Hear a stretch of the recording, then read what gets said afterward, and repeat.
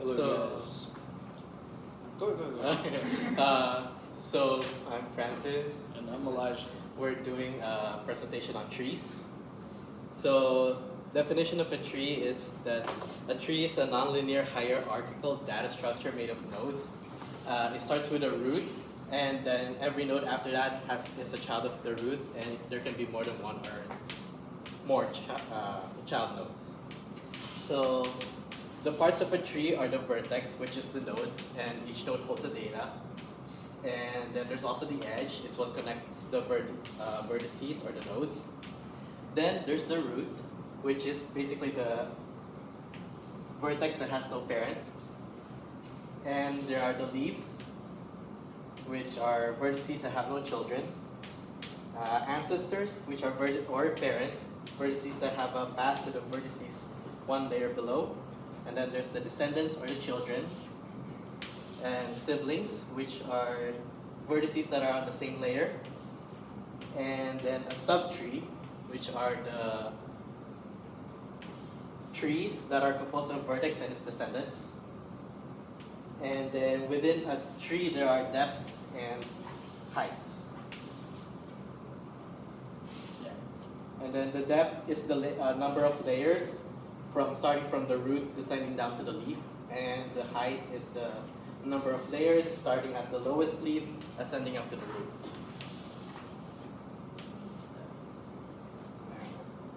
So there are some of the algorithms that comes with trees are the traversals. There are two main ones, the depth first traversal and the breadth first traversal. The depth first traversal starts at a parent node and explores each child before moving to the next sibling. And there are three kinds of depth first traversal. There's in-order traversal, pre-order traversal, and post-order traversal. In-order traversal is when you're traversing the left subtree, then visit the root, then traverse the right subtree. Pre-order traversal is when you visit the root first, then you go to the left subtree, then the right subtree. And post-order traversal is when you traverse the left subtree, then the right subtree, then you go to the root last. And then the breadth first traversal is when you're visiting each child of the parent node before visiting the rest of the descendants. And then other algorithms are searching, inserting, deleting. And most of the implementations of trees algorithm is recursion, so just keep that in mind. There are many types of trees. There are n-ary tree, skewed tree, expression tree, binary trees, and under that there's like binary search trees and AVL trees. Binary tree, we're gonna focus on binary tree, AVL, and BS binary search trees.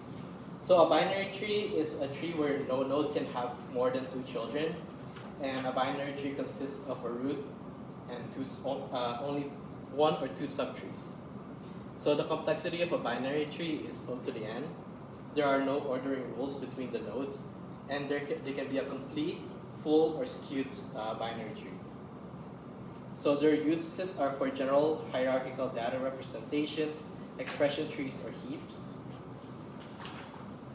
Then there's the binary search tree, which is a type of binary tree where the left child is always less than the right child. Well, the left child is less than the parent, and the parent is less than the right child. So the average complexity of a binary search tree is O log of n, and the worst case is O of n. So binary search trees enables efficient searching, insertion, deletion, provided that the data is sorted. And their uses are for searching dictionaries and like sets, etc. And then we move on to the AVL trees, which is the Adelson, Velsky, and Landis tree. This tree is a self-balancing tree that ensures that the left and the right subtree have a difference in height of either plus or minus 1. So, in other words, if the left subtree is too heavy, then it'll rebalance so that the balance factor is either plus or minus 1. The balance factor has a simple equation of the height of the left subtree minus the height of the right subtree. The complexity of this is O of log of n. for rotations, a simple rotation would be if it was too left heavy. So then this has a balance factor of 2, in which we would take this node here and perform a right-right rotation, in which this would be 2, 1, and 3.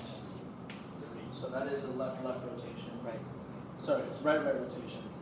And then vice versa, if it were the other way, you would take a left-left rotation, and if it were something like this, then you would take a left, You take a right Right, rotation, left. then a left. and then a left rotation to balance out. The complexity of this tree would be O log of n, and the uses for it would be databases, memory indexing, scenarios requiring fast lookups. And then at the bottom there we have a bunch of different rotations to balance it out.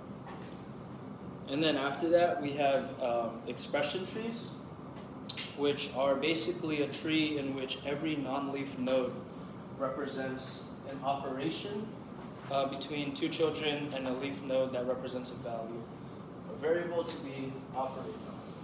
So a quick expression tree would be, in the example as follows, we could just say plus, plus, times, and these are all non-leaf nodes, so they are operators, and then the leaves would be your operands.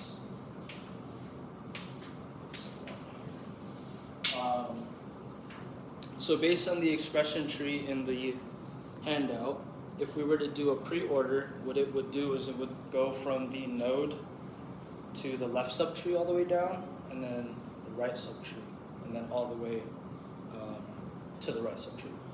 For in order, it would take it kind of like a binary search tree in which it would take the leftmost child, then the node, and then the rightmost child. For post order, it would take all the children in the left subtree, and then all the children in the right subtree, and then go back up and take the parent nodes. There are only 3 parts to the expression tree, which are the leaf nodes, which are operands, internal nodes, which are operators, and then the root node, which is the final operator. Complexity of the expression tree would be O of n, where n is the number of elements in the expression. And these are good for a lot of compilers for language and calculators. And then we have why are trees important on one of your last information pages. So trees are great for storing data that naturally forms hierarchy. For example, most file systems in computers, they are structured as trees, so you have folders and subfolders, and each side subfolders you have more folders, and then they enable efficient search, sorting, and hierarchical modeling, which make them essential in areas such as databases, compilers, and even networking. Trees underpin routing tables, they multicast structures, and they also have shortest path algorithms. They also bridge the gap between linear structures and complex graphs. And then onto our exercises, we just have 4 pretty basic problems for you guys to solve on trees. Yeah, that's pretty much all we have.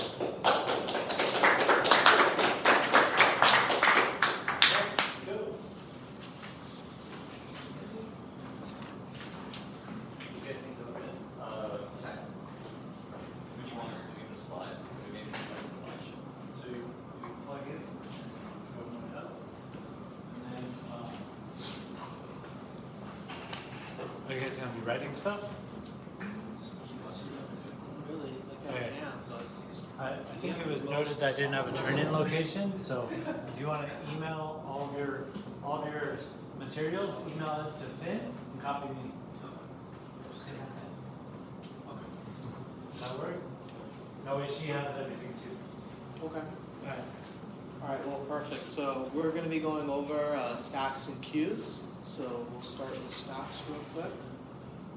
Basically, what the definition of a stack is, it's a list with the restriction that insertions and deletions can be performed at only the end of the list called the top. So if you see the first picture, right, the 2 is the only one that we have access to. That's the last element that we pushed onto the stack. An insertion is inserting something on the top of the stack. Deletion, pop is returning that element and then removing it from the top of the stack. And then p/top, it says top in the book, it returns the element at the top of the stack without removing it. So one way that I was thinking about it is it's kind of like a stack of books. It's like you can't take off the bottom book without it falling apart. So you can only take the top one off every time until you get back to the bottom. And then one reason why it's important is just because it's a type of list and it's supported by both std list and vector. It's a constant time operation. Another neat tool about stacks is that it actually reverses the order of items, right? Just like the books, it's like you put, like since you're putting at the top every time, you're reversing whatever you put in, right? Whatever you take out is the reverse. A couple of popular implementations are a linked list, right? So you use a stack as a singly linked list, and then every element that you push is going to be a new head, and then when you pop that element, it's going to return that head, and it's going to shift it by 1, which removes that old head from the linked list.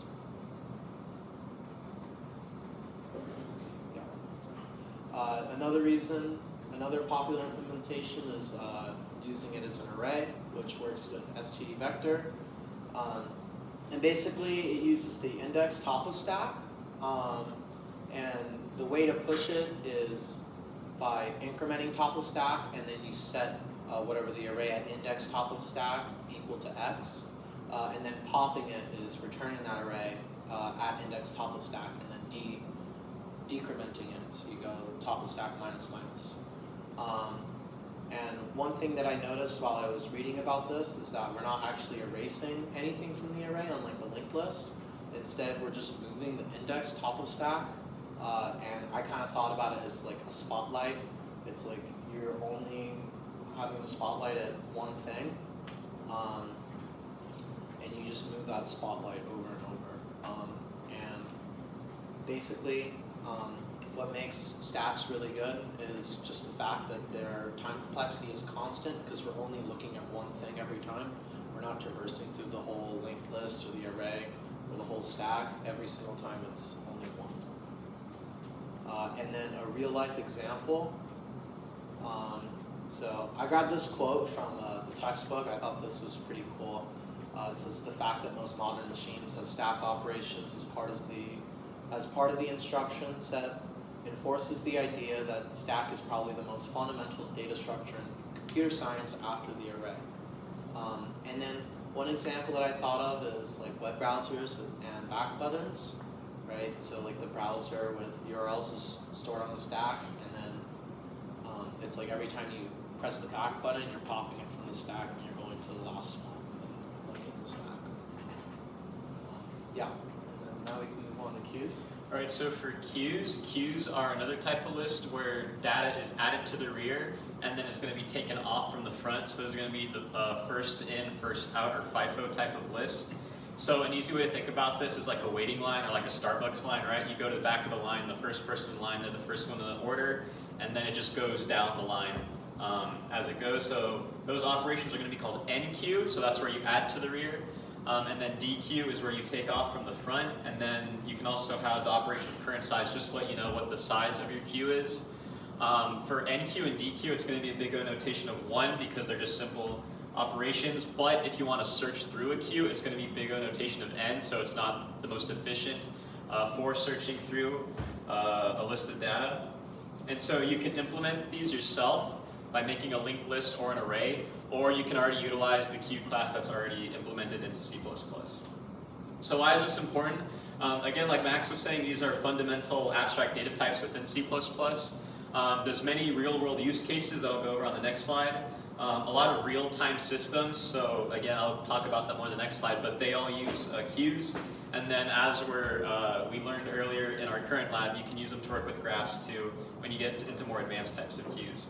So some real-world examples I thought of was like printer queues. So if you want to print a bunch of documents, the printer is going to put that in a queue. So the first document you tell it to print, that's the one it's going to print first, and then it's going to go based on the order you told it to print.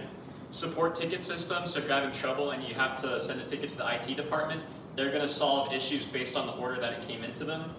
And then event handling system, so like every time you click on a mouse or you do a keystroke, the computer's going to process that based on the order that you input it into the computer. And so there's another good graphic where you can see NQ is at the end or the rear, and then DQ is at the front, and then there it's numbered, so it's a good visual for how each data was input into the queue. And yeah, that's all I have for queues.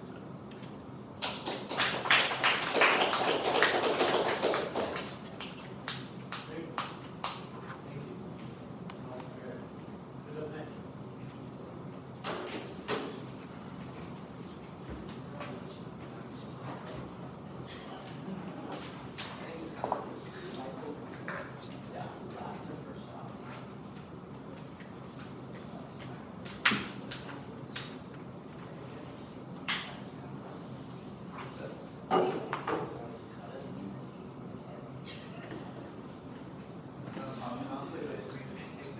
It's charging, yeah. It's displaying its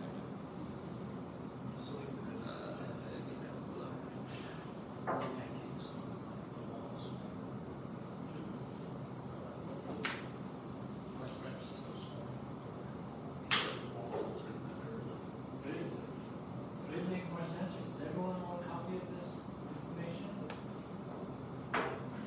This is as big as it gets now. Oh, yeah, yeah. You guys send the email to Finn, copy me, I'll post it. Alright, so we have hashing. Luke. I'm Blake. So a hash table is a data structure that has an array of a fixed size containing items, and those can be like, your name and maybe your ID number based on like the place you work at. So items can have things like strings to hold the name and integers to hold maybe your ID number or your age or anything like that. It's placed within the hash table from 0 all the way to table size minus 1 until there's no room for any more items in the indexes. And then you're going to use a hash function to distribute the keys among the table, because most likely you're going to have more keys than you are amount of spaces inside your hash table. And then, so your hash function. So typically you use key mod table size for just integers, unless it has a sort of pattern, because then a lot of keys are going to be put at the same index within the hash table. So typically you use a prime table size, not a size like 10, but something like 37 is the most often used one. And then a simple string-based hash function are often used, but distributed poorly because a lot of words can start with the same letter, so it put them at the same spot within the hash table and just kind of mess up the method of evenly distributing it throughout the hash table. And then if two keys hash in the same slot, a collision occurs requiring a collision resolution method, such as separate chaining or open addressing. And so the way separate chaining works is it handles collision by storing all the elements within the same hash value in a linked list, which is like a bucket. Right? So every hash section has their own linked list. And searching and inserting involves hashing to the correct list and then traversing. So search for that index and then go through that individual linked list to look to search what you're looking for. And then hash table classes store an array of linked lists and require keys to support hashing inequality. And then custom types like an employee class, like if you were, you had your name and your ID number, maybe your parking space or something like that, can be stored using the equal operators and a hash functor. And typically they're implemented with a polynomial hash, such as a 37 base method. Like I said, it's a small prime number and it helps spread out everything evenly so that there's not a lot of collisions within the hash function. And then the load factor is the number of elements divided by the table size. And this determines an average list length. And with good hashing, lists stay short, making separate chaining efficient without needing more complex structures. Probing hash tables avoid linked lists by trying alternative table positions using a collision function, but they require large tables and generally keep a load factor below 0.5. Linear probing uses function I equals I, checking cells sequentially. It's simple, but because it's checking them one by one, it's super slow and yeah, it causes probe sequences and poor performance as the table fills. So as you put in more functions into the table, that just means it has to check even more functions until it finds an empty spot. And then the inspected pros for linear probe rise dramatically as the load factor increases, making it inefficient when a table is more than half full. And then clustering makes performance significantly worse than ideal random probing. Quadratic probing reduces primary clustering, but can still fail to find empty slots because it only looks at about half the table. And if the table exceeds half capacity or the table isn't prime, again, it's only exploring half the table. And then rehashing is triggered when a hash table becomes too full or when the quadratic probing insertions fail. A new table about twice the size, usually the next prime numbers, that when you're searching, it doesn't mess up. If it's still using a size that ends by 0, any index number that ends in 0 will give you the same index. And then once it creates that new size, it just puts all the old hash functions inside the new hash function. That has more space. It's expensive. It's a big notation of n, but it happens rarely. Typically when there's a lot of insertions in your hash function. So the average cost per insertion remains pretty low. Rehashing strategies vary. Typically you hash when it's about half full, when an insertion fails, or when it shows a load factor is exceeded, with the last option given the best performance. And separate chaining tables also support rehashing, creating a larger table and reinserting all the elements from the old list into the new positions. And C++ 11, which is the one we've been working on in this class, actually has a hash table in the standard library. So we have the map and the set, but the hash version of these are the unordered set and unordered map. So the items stored in the ordered set must provide an overload operator. So an overload operator, so you have to overload the equals so that way you can determine if the items are equal or not. And then similar to the set and map templates, they can also be instantiated with a function object that provides an override by default. And the unordered set and ordered map can be instantiated with function objects that provide a hash function and equality operators. So there's one that's in C++ 11. They have the hash function and the equality operator by default, but you can override those if you want to make your own classes and objects that be stored here. Okay, so kind of the goal of the whole hash table in general is to have access to your data with O of 1, so constant. That's kind of the idea of the hash table. So we want to try to make it so the worst case is O of 1. And so there's different ways of doing that. So there's an example here. So assume that in is known in advance, so there's no rehashing needed. So if we know the number of items we're going to store in the table, you wouldn't need to rehash, because obviously you can make your table appropriate sized. So you're going to automatically get that worst case of O of 1. And then if you don't know the size in advance, there's something called perfect hashing. And so the issues we might run into is there might be too many collisions, which we would lose that O of 1 access. So there's a couple ways to address this. One would be making the table very, very large, so you wouldn't have that problem. But then you run into the problem of it being unnecessarily too big and wasting memory, because in C++ that's what we're trying to do is manage memory. And then another problem is you might just get unlucky. Like, we know how statistics work. Like, even if you have a super large table, you can still hash something and you can hit that same index over and over, and you might lose that worst case. You might run into the worst case where you break the O of 1. So perfect hashing is a solution for this. And then we have something called universal hashing. So this has two things that require it to work. So the first one is the hash function must be computable in constant time, and the hash function must distribute its items uniformly among the array slots.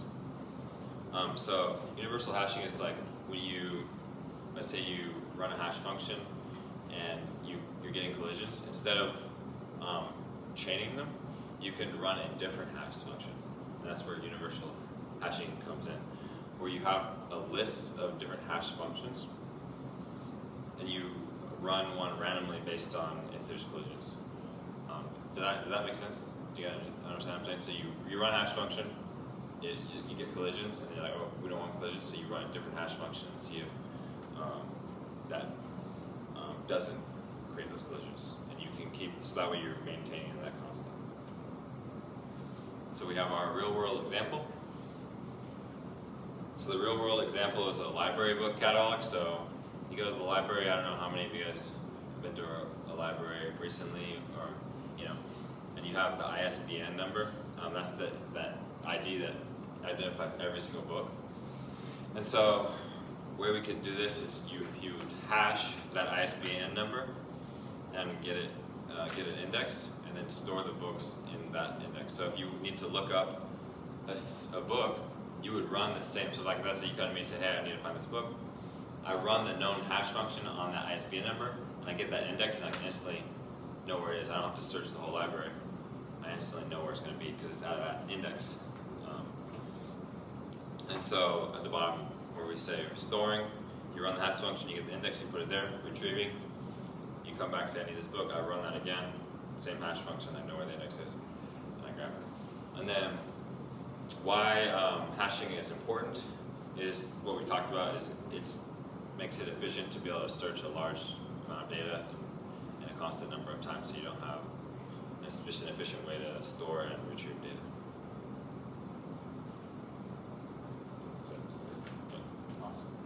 Thank you.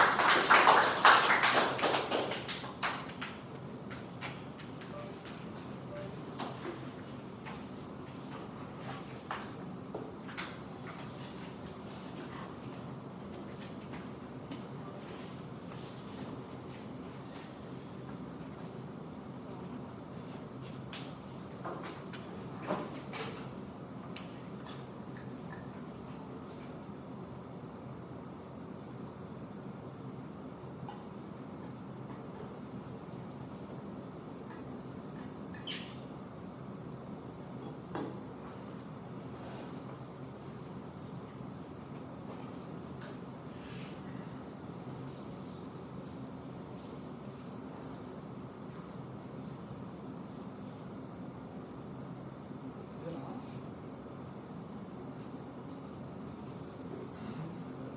It took a second for it to load. So, it doesn't have to be plugged in for live. It doesn't matter. Yeah, so we go, that is a screen share. Oh, okay. And then make sure you're connected to this classroom. As soon as you do, get this to fire.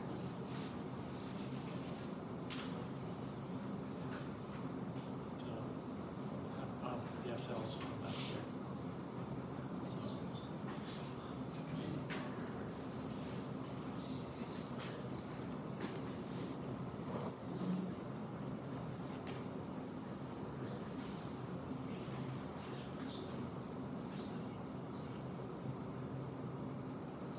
Okay.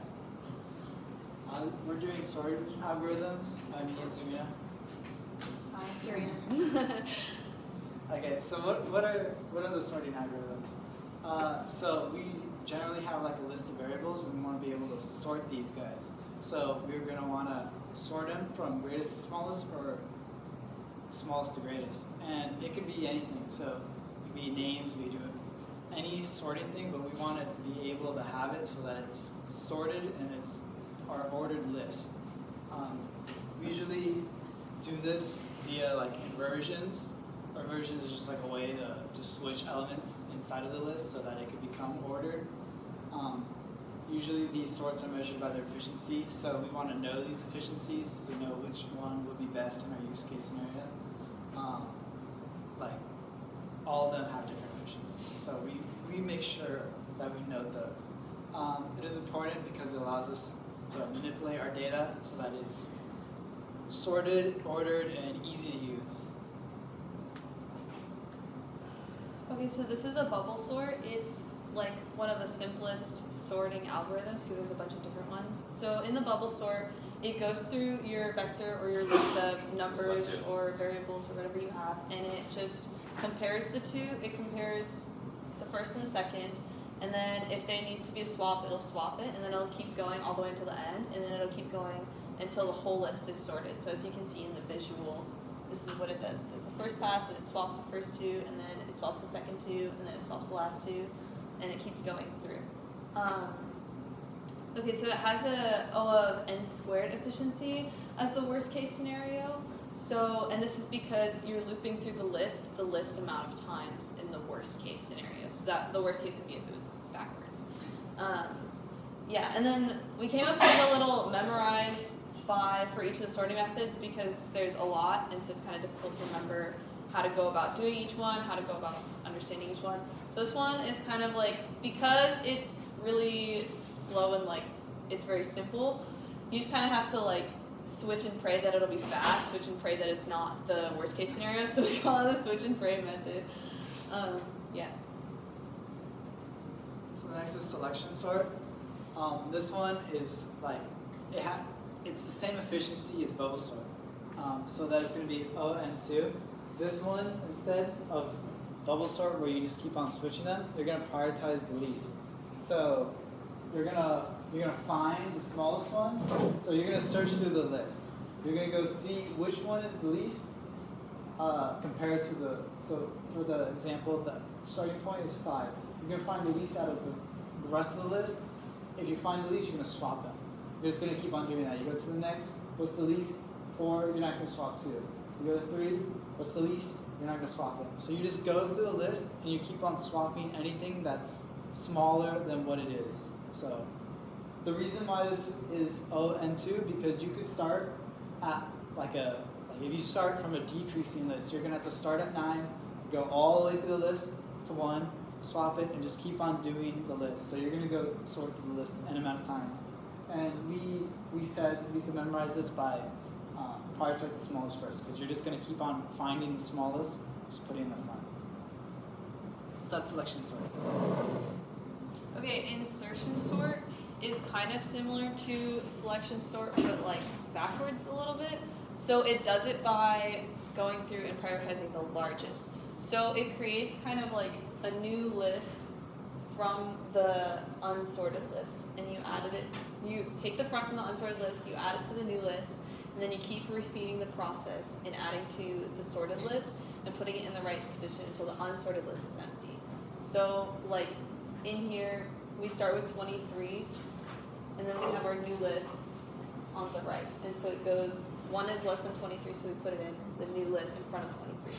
And then we keep going, and we have 10, which is in between 1 and 23, and it does a least comparison, and it goes in between. And then we have 5, which is greater than 1, but less than 10, so it goes in between. And so it goes through all the way. And again, the efficiency is O(n)² since it can loop through the list the size of the list amount of times, which, like, if in the worst case. And so we call it memorize by prioritizing the largest first because it's very similar to selection sort, except it's the largest, not the smallest. Cell sort. Cell sort is a tricky one to understand, but essentially it's a version of insertion sort, but it uses a gapping sequencing to find the shortest path. So this isn't the completed gap sorting algorithm, but essentially, so you're gonna have like a sequence of numbers, and you're gonna split up the list into the sequence of numbers. Like, so for example here, there's a sequence of number like 17, 44, 54. Here's a sequence of 26, 55, 77. These sequences are already like determined inside of there, inside of the algorithm. So it's just gonna go find these sequences, it's gonna order those out first, and then it's gonna use those sequences to sort a more efficient graph. So it's kind of the same as insertion sort, but with these added graphs, how speed up the process. This has efficiency of n log n, as n log n is generally the fastest you can sort these graphs, as you're still going to need to go through the graph like n log n amount of times. You can't be n. So that's shell sort. Okay, heap sort. This is another really complicated one, and we didn't really talk about it a ton in class, but we've worked with it a little bit in our sorting lab and kind of in our current lab. But so it's using a binary heap structure to sort an array of values by placing the smallest or largest element and putting it at the front or the back of the list. So it's kind of complicated, but what it does is you have your heap data structure that's already built, and then you kind of sort based on your heap data structure. So it there's the heapify. So you swap the root with the last element, and then you heapify the root, and you keep repeating until it's sorted. So it's really complicated in this graph or this visual, but as you can see, the efficiency is n log n, which is the fastest kind of algorithm. I know you're just talking about that. So it's generally pretty quick and generally pretty useful in things like the current graph, lab assignment that we're using right now, where we're talking about min heaps and binary heap structures. So we can memorize this one based on binary tree, because this one kind of utilizes trees in the sorting, so that's how I remember. This image wasn't really the best because Yeah. essentially I thought it was good because this is the only one with the heap, and I thought this is a great way to show it. But essentially the sorting is from here to here, and then this whole thing is just there. I know that at different times I've had different amounts of people in class, but were you guys here when I did the duffel bag analogy? Yes. Okay. Well, maybe. Yeah. I don't know if I was. It wasn't the most memorable. Is that the passport? You need the passport. Yeah, you have the passport at the top of your bag. Yes. So, He told us about that. all right. It's like that. There's the heap data Yeah. structure. It's kind of loosely organized below, but you know that the important things at the top. Yeah. All right. So, but yeah, this one's good because it actually shows you what the tree looks like, and Yeah. it's interesting because it uses the tree. Okay, quicksort. I like quicksort. So essentially, what quicksort does is you're gonna have a pivot. So for this one already starts with a pivot, but you could choose a pivot from anywhere for the first one. So you're gonna create a pivot. So this graph goes in the middle. So the pivot's at 5. Then you're gonna have 2 subgraphs from that pivot, the left and the right. You're gonna arrange it around the pivot. So anything less than the pivot is gonna go to the left of the pivot. Anything greater than the pivot is gonna go to the right of the pivot. It's not ordered yet, but it keeps on doing this. So then you're gonna take the farthest value right, so 6 and 2, and you're gonna have that as a new pivot. So then you're gonna do it to the subgraph. Anything to the left of the pivot is smaller, anything to the right of the pivot is greater. You take the right of the new subgraph, that's the new pivot. Take the right of the subgraph, that's the next pivot. And essentially when you keep on doing this, you're gonna have an ordered graph, because you're gonna have everything to the left of the pivot be smaller, everything to the right of the pivot be smaller, and you're gonna have other pivots that have the same thing going on. And that's essentially what quicksort does. Quicksort also has efficiency of O(n) log n. It's the fastest, and they're all the fastest. Quicksort generally is faster though, due to other efficiencies that it could.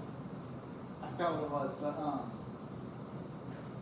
even though all 3 of these have the same O. Worst case. Yeah, the worst. Well, these are the best case. Because I'm Worst case is the same. Big O measures worse.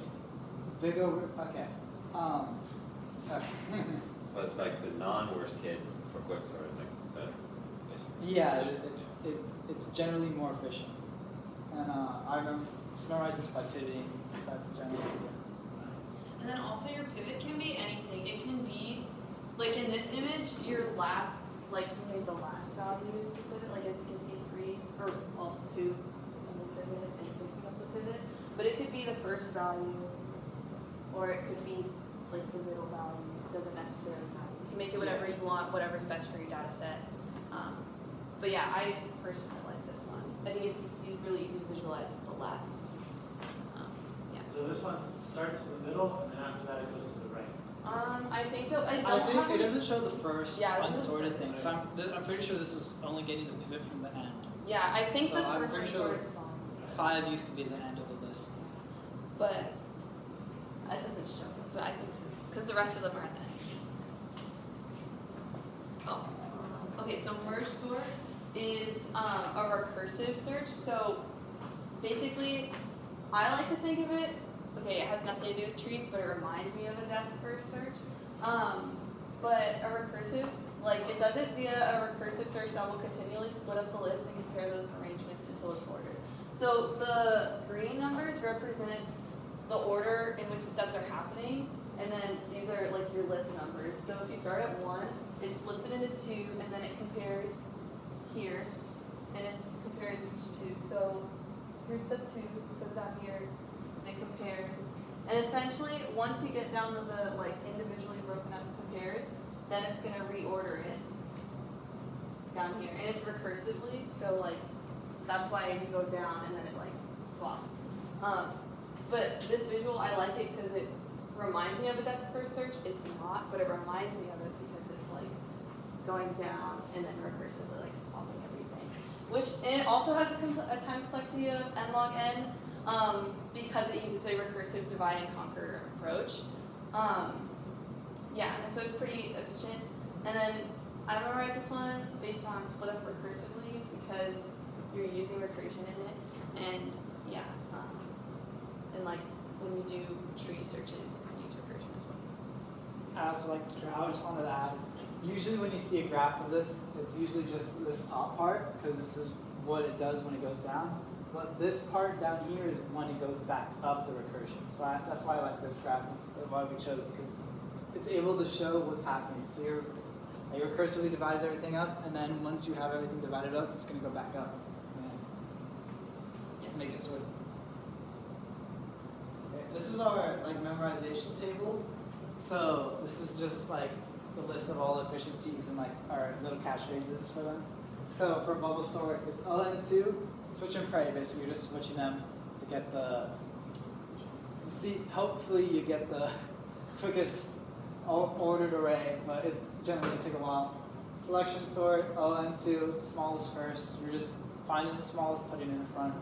Search and sort, you're finding the largest and you're putting it in front. All 3 of those are N2, N squared. Shell sort, O n log n is gap sorting. You're gonna find, you use these gaps. Gaps is basically what they call these sequences to sort the list. Heap sort, O n log n. It's just a binary tree. We use this in the lab. This is a great example of a real life situation where if we have a network and we want to find the cheapest things, we're gonna want to use a sorting algorithm to find it, the cheapest, so we don't have to do it manually. Quick sort, O n log n. We just said it by pivoting. That's kind of the best way to describe it. You're making a pivot and just switch everything to the left and the right, and you're just gonna keep on doing that. And then merge sort, O n log n. And then split recursively, so you're just gonna keep on splitting down that list until you get the ordered list.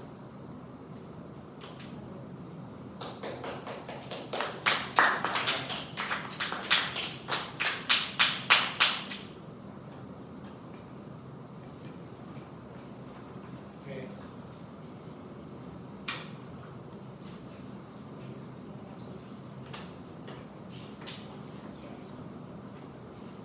My name is Noah.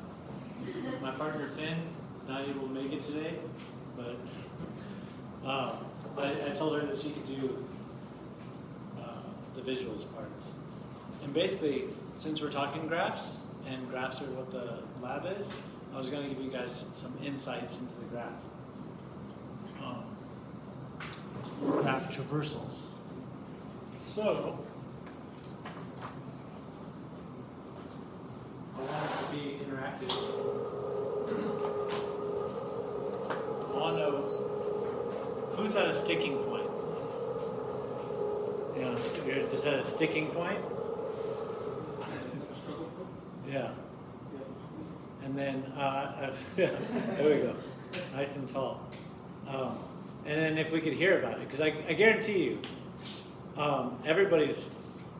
nearly everybody's stuck somewhere. And we all struggle at different times in different ways. So let's hear, where are you at so far?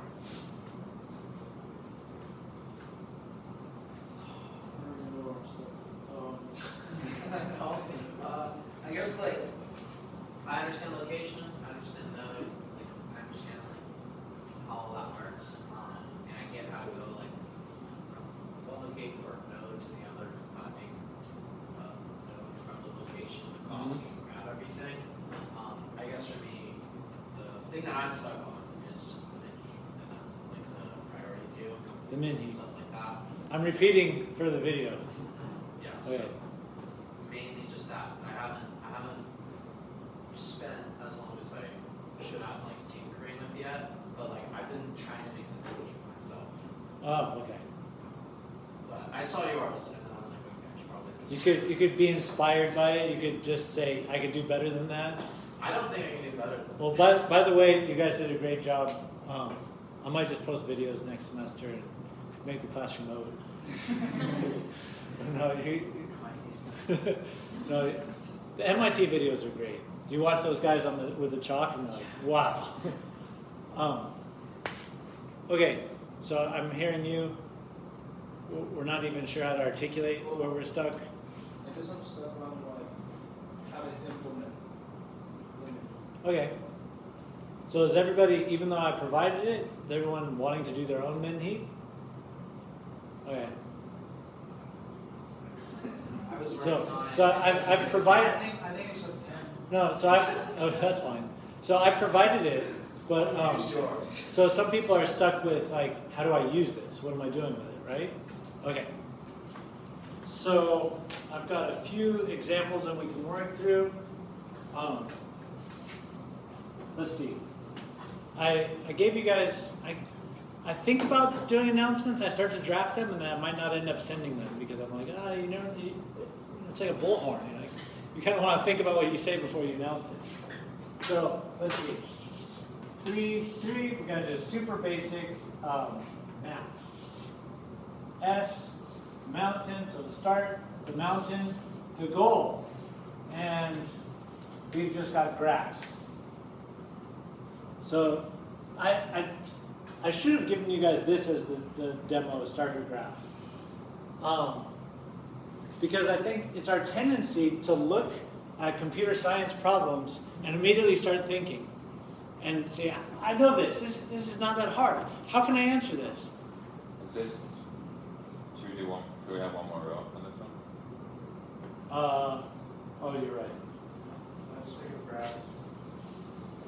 Yeah, I mean, or we do, Or just right. So I have a couple. So we're here. We're at the start node. This is the way that we think of this as a node in a graph, but really we know it's a grid. So, and each node itself has a cost, which means for us to travel from one to the other, we're going to need to incur the cost that's inherent in this. So that's where it goes a little bit outside of our concept of graphs into traversing this map. But the concepts remain, we just have to do some mental gymnastics to get there. So I'm at start. What we do is so that's what I have. I have a map that I'm reading in, and I know that I'm starting at S, right? Because that's what we have in our terrain map. So at S, 0, 0. We push that in the queue, then we go into that section where we're working through a queue. We pop it back out. We're considering 0, 0. We need to look around. I'm not sure. Oh well, I'm not going to move that around. We need to look around. I've seen several of you guys coding this by hand, which is great. And you do want to code it by hand, and you're going to start with initial ways of doing it. But we think of a different way of doing this. So blew me away. I have a friend who grew up coding C with his dad. And the way he approaches problems is different than the way I ever think about approaching problems. I think like, no, I want to look all around. Well, you just think of your direction of rows and your direction of columns, and maybe we could even call it an index to remind us that there's a direction of rows, index, direction of column, index. And then we're going to look at, because you remember the example I did, where if we were at, say, a position of 2, 3, and we want to look at this spot here, this one here, and this one here, we're going to need to consider our map structure, which the map structure, the reason we say rows and columns, and the reason that some people, including myself, will get mixed up and confused is because we always think X, Y. Yep. But it's not. Because we have, the data structure is such that the first data structure is holding the index of rows. So these are rows, but what we get is the index of the row. So 0 is the first index row.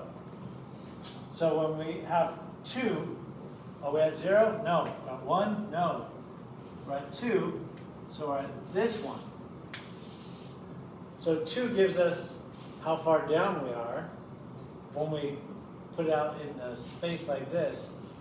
And then 3 is going to be 0, 1, 2, 3. And so if we were here, we'd be considering at the time, so we'd erase to infinity, which is the initial value of everything, and we say we want to look at all the spaces around it.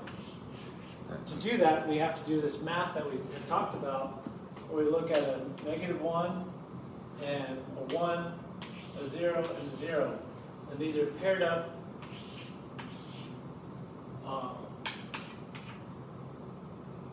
And what we're doing here is we're looking at these sets.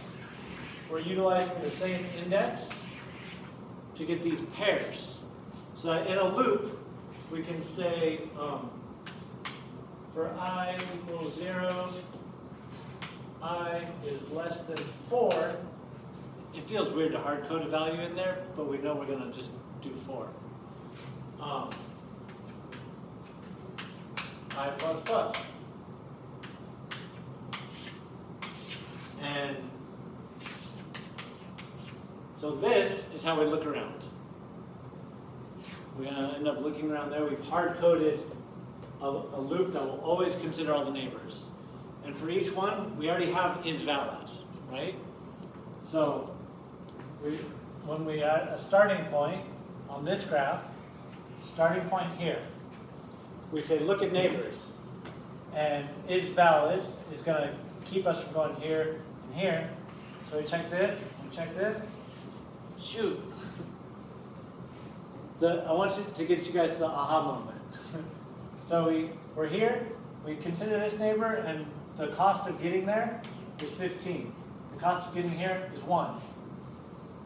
As a computer algorithm, we're never going to see the goal here, or the graphs, or anything else. We only consider it in those directions first. Next, what we're going to do is so when we look and see these are the neighbors, then we're done considering this. We gray it out. These two are in the cube. We pop one out of the cube. We first pop this in the cube, out of the cube, and we consider the neighbors here. We end up seeing this. At some point later, if this is a more complicated graph, or if I had done the weights differently, and we had something more interesting going on, we would end up popping this off the cube, because when we put this back in the cube, but at some point later we pop this one off the cube, and we see that this is next to the goal. Wow. And the cost of that is 15, and then plus 1 to get to here. The cost of getting to the goal is 16. So at that point, we would know that to get from start to the goal, we have a path in 16. And it's not until we've processed this one and where it can take us that we end up finding a better place, a better way to get to the goal from the start, which is 1, 2, 3, 4.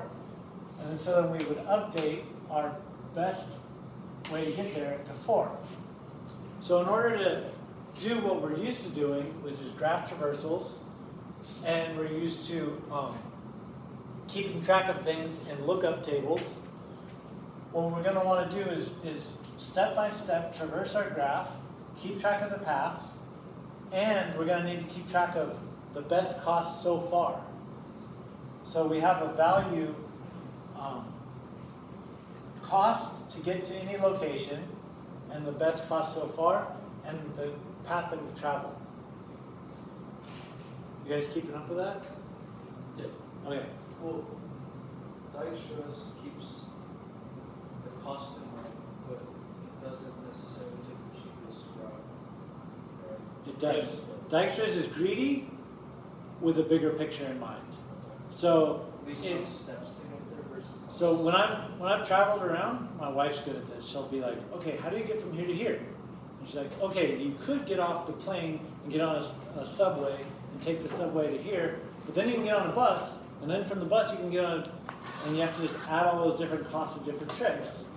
So Dijkstra is going to say, okay, taking one long train trip might be easy, it's simple, it's one trip. But if we cut it up into a bunch of little trips, maybe those little trips are more effective. So Dijkstra will keep track of all the trips together and each individual trip. Whereas a greedy algorithm only looks at what's the next trip I'm taking and which one's cheapest.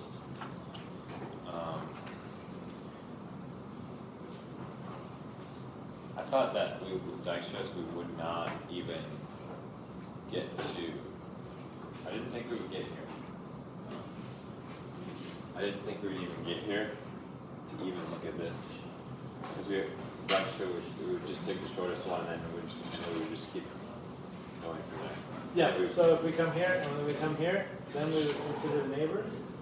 This will be back on the cube.